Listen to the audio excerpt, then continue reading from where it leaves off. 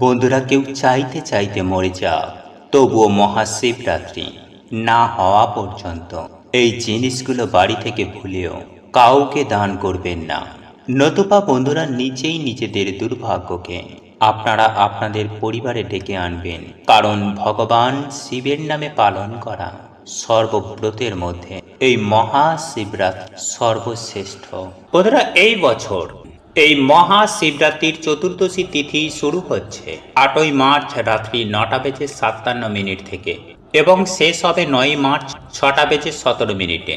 যেহেতু মহাশিবরাত্রি পুজো প্রদোষকালে বা সন্ধ্যা থেকে হয়, তাই এই বছর মহাশিবরাত্রি পালিত হবে 2 দিন ধরে, 8ই মার্চ এবং 9ই মার্চ। তা 2024 সালে মহাশিবরাত্রি 4 প্রহরের সময় হল প্রথম প্রহরের পুজোর সময় 8ই মার্চ সন্ধে 6:25 থেকে রাত্রি 9:28 পর্যন্ত এবং দ্বিতীয় প্রহরের পুজোর সময় রাত্রি 9:28 থেকে 9ই মার্চ মধ্যরাত্রি 12:31 পর্যন্ত। মহাশিবরাত্রির তৃতীয় প্রহরের পুজোর সময় 9ই মার্চ মধ্যরাত্রি 12:31 থেকে ভোর রাত্রি 3:34 পর্যন্ত এবং চতুর্থ প্রহরের পুজোর সময় হল ভোর রাত্রি 3:34 থেকে ভোর 6:37 পর্যন্ত। এই পালনের সময় পড়েছে 9ই মার্চ সকাল 5:51 থেকে দুপুর 2:45 পর্যন্ত। এই সময়ে মাতা পার্বতী এবং দেবাদিদেব মহাদেব এই মর্তলোকে ভ্রমণ করেন। তাই এই সময়ে বন্ধুরা, আপনার বাড়িতে থাকা এই জিনিসগুলো দান করে নিজেদের দুর্ভাগ্যকে কিন্তু একদমই ডাকবেন না। কারণ এই সময়ে বন্ধুরা, আপনার বাড়িতে থাকা এই জিনিসগুলি দান করলে মানুষের সৌভাগ্যের নাশ হয়ে যায় আর জীবনে এসে পড়ে চরম ভয়ঙ্কর দুর্ভাগ্য। তাই বন্ধুরা, আপনাদেরকে সতর্ক করাটা এটা আমার কর্তব্য। তাই এই প্রসঙ্গে বিস্তারিত জানার আগে আপনাদের বলে রাখি, আপনি যদি আমাদের এই চ্যানেলে নতুন হয়ে থাকেন তাহলে চ্যানেলটি অবশ্যই সাবস্ক্রাইব করুন এবং পাশে থাকা নোটিফিকেশন বেল আইকনটি ক্লিক করুন।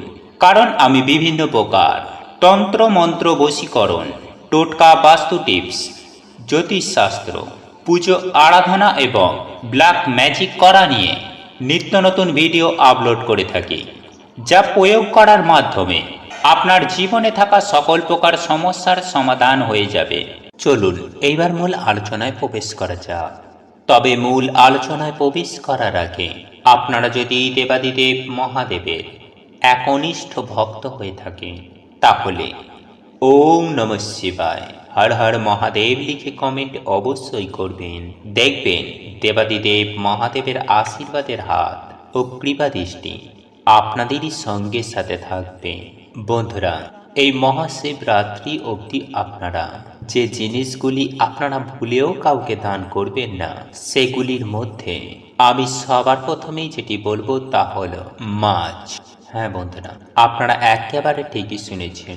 আমাদের পরিবারে যখন কোনো ভালো মন্দ রান্না হয়, যেমন মাছ, মাংস বা যে কোনো খাবার, আমরা আমাদের প্রতিবেশীদের তা দিই। কিন্তু এই সময়ে বন্ধুরা, আপনারা কিন্তু এই সমস্ত খাবার কাউকে ভুলেও দান করবেন না। এছাড়াও এরপর দ্বিতীয় যে জিনিসটির কথা বলবো তা হলো সিঁদুর। হ্যাঁ বন্ধুরা, এই মহাশিবরাত্রির আগে কখনোই আপনারা ভুলেও কাউকে সিঁদুর দান করবেন না, বিশেষ করে যারা বিবাহিত মহিলা। তাই কেউ চাইলেও বন্ধুরা এই সময়ে আপনারা বাড়ি থেকে সিঁদুর আপনারা কাউকে দান করবেন না। এরপর তৃতীয় যে জিনিসটির কথা বলবো তা হলো ব্যবহার করা তেল। হ্যাঁ বন্ধুরা, জ্যোতিষশাস্ত্র মতে কাউকে ব্যবহার করা তেল দান করলে শনিদেব প্রচণ্ড রুষ্ট হয়ে যান। আর এবছর শনিবারেই পড়েছে মহাশিবরাত্রি, তাই ভুল করেও মহাশিবরাত্রি হওয়ার আগে এই তেল আপনারা কাউকে দান করবেন না।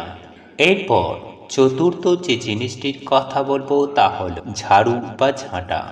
বন্ধুরা, এই সময় আপনারা ভুলেও আপনার বাড়িতে থাকা ঝাড়ু বা ঝাঁটা কাউকে দেবেন না, নতুবা এই ঝাঁটা বা ঝাড়ুর সাথে আপনাদের সৌভাগ্য আপনার গৃহ ত্যাগ করবে।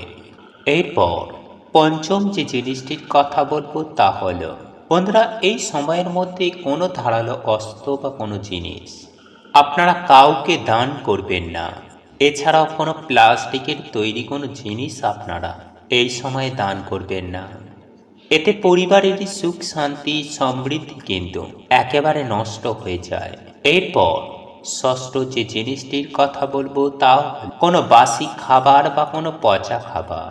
বন্ধুরা, আমরা আপনারা প্রত্যেকেই জানি যে খাদ্য দান মহাদান, কিন্তু যদি আমাদের বেঁচে যাওয়া খাবার বা পচা বাসি খাবার কোনো অসহায় ব্যক্তিকে যদি দান করা হয়, তাহলে এটা মনে করা হয় যে মাতা অন্নপূর্ণাকে অপমান করার সমান।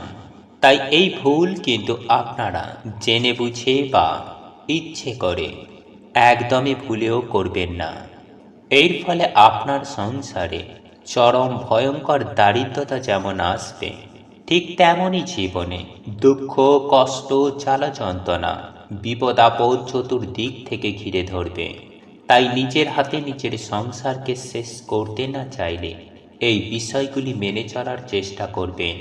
এতে আপনার মঙ্গল, আপনার পরিবারের মঙ্গল। বন্ধুরা, আমরা রাস্তাঘাটে না বুঝে অনেক কিছু কাজ করে ফেলি।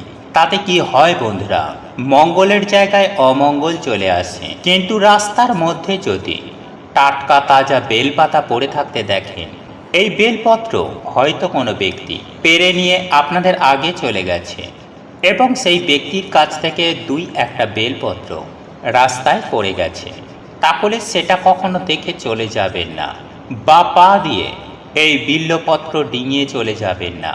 আপনারা ওই বেলপাতাটির কাছে দাঁড়াবেন। বন্ধুরা, শাস্ত্রমতে একটি কথা উল্লেখ করা হয়েছে, আর তা হলো দেবগরিত। আর এই দেবগরিত কথার অর্থটা হলো রাস্তাতে কিছু কুড়িয়ে পাওয়া।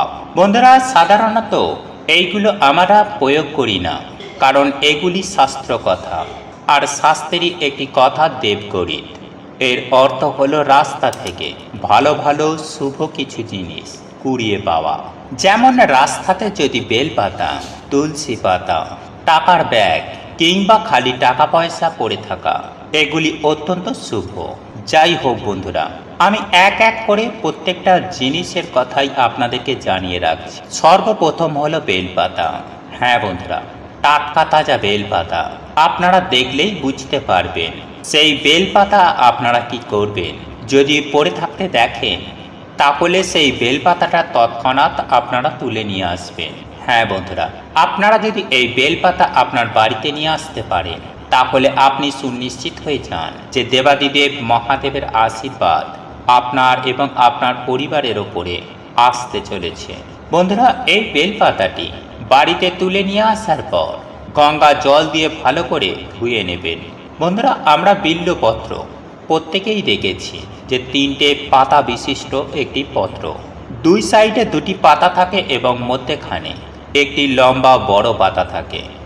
ওই মধ্যেখানে লম্বা বড় পাতাটিতে কি করবেন, সাদা চন্দন দিয়ে আপনাদের মনের ইচ্ছে ওই বিল্লপত্রটিতে আপনারা লিখবেন। কিন্তু এখন প্রশ্ন হল, আপনারা লিখবেন কিভাবে? বন্ধুরা, আপনাদের গৃহে যদি ময়ূরের পালক থেকে থাকে, তাহলে আপনারা ময়ূরের পালক ও সাদা চন্দনের সাহায্যে আপনাদের মনের একটি ইচ্ছা আপনারা লিখবেন। আর যদি ময়ূর পালক বাড়িতে না থেকে থাকে, তাহলে ধূপকাঠি কিংবা দেশলাই কাঠি দিয়েও আপনারা এই মনের ইচ্ছাগুলিকে লিখতে পারেন। বন্ধুরা, আপনাদের মনস্কামনা লেখার পর সেই বেলপত্রটা দেবাদিদেব মহাদেবের মাথায় নিবেদন করবেন। আর যদি শুকনো বেলপাতা হয় বা বাসি বেলপাতা হয়, তাহলে সেক্ষেত্রে ওই বেলপাতাটি নেবেন না এবং ওই বেলপাতা বাড়িতে নিয়ে এসে দেবাদিদেব মহাদেবের কাছেও চড়াবেন না। বন্ধুরা, যে বিল্লপত্রটি আপনারা দেবাদিদেব মহাদেবের মাথায় নিবেদন করেছিলেন, সেই বেলপাতাটি দেবাদিদেব মহাদেবের পুজো আরাধনা হয়ে যাবার পর আপনাদের আলমারিতে যেখানে টাকা পয়সা রাখেন সেখানে রেখে দেবেন। আর তা যদি না হয়, আপনাদের মানিব্যাগ বা পার্সে রেখে দেবেন। যে মানিব্যাগ বা পার্সে আপনারা টাকা পয়সা রাখেন সেখানে রেখে দেবেন। তাহলে আমি সুনিশ্চিতভাবে আপনাদের বলতে পারি যে দেবাদিদেব মহাদেবের আশীর্বাদ আপনাদের সঙ্গে সাথে থাকবে। বন্ধুরা, এরপর দ্বিতীয় যে জিনিসটির কথা বলবো তা হলো তুলসী পাতা। এই তুলসী পাতা রাস্তায় পড়ে থাকতে দেখলে এই একই কাজ করবেন, মারিয়ে পা দিয়ে চলে যাবেন না, ডিঙিয়ে যাবেন না। এই তুলসী পাতাটিকে ভালোভাবে সযত্নে বাড়িতে নিয়ে এসে গঙ্গা জল দিয়ে ধুয়ে গুড় বা ভিজে ছোলা ভগবানকে ভোগে লাগাবেন। হ্যাঁ বন্ধুরা, ওই তুলসী পাতাটি দিয়ে ভগবানের কাছে ভোগ লাগাবেন। তারপর আপনারা ওই গুড় ও ছোলার সঙ্গে ওই তুলসী পাতাটি খেয়ে জল খেয়ে নেবেন এবং আপনারা যখন প্রভুর পুজো আরাধনা করবেন তখন আপনাদের মনোবাসনা, মনের ইচ্ছা স্বয়ং পরমেশ্বর ভগবান শ্রীকৃষ্ণের উদ্দেশ্যে জানাবেন। বন্ধুরা, এরপর তৃতীয় যে জিনিসটির কথা বলবো তা হলো লাল সুতো। হ্যাঁ বন্ধুরা, লাল সুতোর গুটি আপনারা যদি রাস্তায় পড়ে থাকতে দেখেন তাহলে আপনারা সেই লাল সুতোর গুটিটা আপনারা বাড়িতে নিয়ে চলে আসবেন এবং আপনাদের বাড়িতে যেখানে তুলসী মঞ্চ আছে সেই তুলসী মঞ্চে তুলসী গাছের গোড়ায় মাটিতে একটু গর্ত করে সেটিকে পুঁতে দেবেন এবং মনের ইচ্ছা, মনোবাসনা, মনস্কামনা মাতা তুলসী মহারানীকে জানাবেন। দেখবেন সুনিশ্চিতভাবে আপনাদের মনস্কামনা পূর্ণ হবে। বন্ধুরা, এরপর চতুর্থ। বন্ধুরা, এইবার চতুর্থ আমি যে জিনিসটির কথা বলবো তা হলো খুচরো টাকা পয়সা। হ্যাঁ বন্ধুরা, আপনারা যদি রাস্তাঘাটে টাকা পয়সা কুড়িয়ে পান তাহলে সেই টাকা পয়সা আপনারা আপনাদের বাড়িতে নিয়ে এসে গঙ্গা জল ছিটিয়ে নিয়ে সেই টাকার মধ্যে ধূপ ও দীপ দেখিয়ে মা লক্ষ্মী দেবীর চরণে 11 বার ছুঁয়ে নেবেন।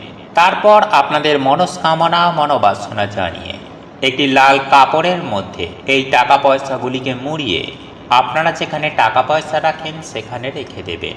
দেখবেন টাকা পয়সা আসবে হুড়মুড়িয়ে। আর যদি আপনারা 1000, 5000, 10,000 এইরকম অধিক টাকা কুড়িয়ে পান তাহলে তার থেকে একটা নোট বার করে নিয়ে আপনারা একই পদ্ধতিতে আলমারিতে রেখে দেবেন আর বাকি টাকা ভালো কোনো কাজে খরচ করবেন। বন্ধুরা, এর ফলে দেখবেন সব সমস্যা যেমন দূর হবে ঠিক তেমনই টাকা পয়সা উড়ে আসবে।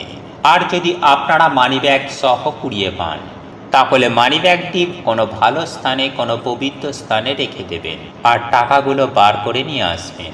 তবে সর্বোপরি আমি আপনাদেরকে একটি কথা বলি যে আপনারা যদি কোনো বড় মাপের টাকা পান তাহলে যার টাকা একটু খোঁজ নেবেন, যার টাকা তাকে ফিরিয়ে দেবেন। কেননা পরমেশ্বর ভগবান শ্রীকৃষ্ণ আমাদের সততার পরীক্ষা নিয়ে থাকেন যে আমরা কি করতে চাইছি, আমাদের মধ্যে লোভ কতটা কাজ করছে সেটা ভগবান আমাদের দেখেন। তাই পরের টাকা ওইভাবে আমাদের সামনে দিয়ে আমাদের ভগবান দেখেন।